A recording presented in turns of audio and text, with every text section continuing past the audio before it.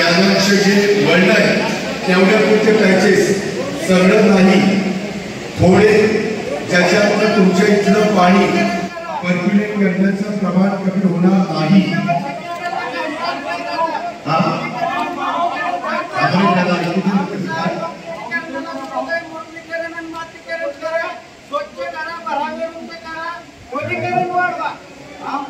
अरे बाबा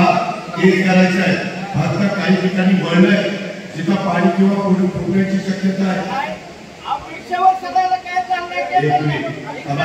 तुझं ते बोलत आहे, आम्ही काय करायचं ते करू, आम्हालाही कळतं, आम्ही पण शेतकरीच कुठलाही शेतकरी तुलाही माहिती का, आता सरकारने निर्णय घेतला इथून पुढे अगदी काय इथून पुढे जी धरणं होणार आहे ते सगळ्यांचं बंद पाईपलाईन पाणी जाणार किंवा आणि तुम्हाला एक आठवत असेल मागं आपल्याही भागात बंद पाईपलाईनला पाणी आणावं अशी चर्चा झालेली होती, त्यावेळेस विरोध केला होता। त्याच्यामुळं आपल्याला कुठेही सरसकट लाईन करायचं नाही, पण जिथं काही 100 फुटात 200 फुटात असे पॅच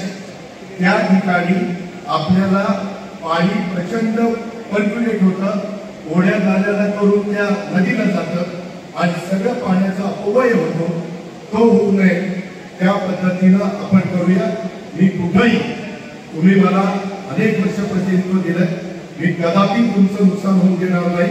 आणि जर तशा पद्धतीने कुठं झालं तर पुन्हा ते उकळून देईल इथपर्यंत माझी तयारी आहे।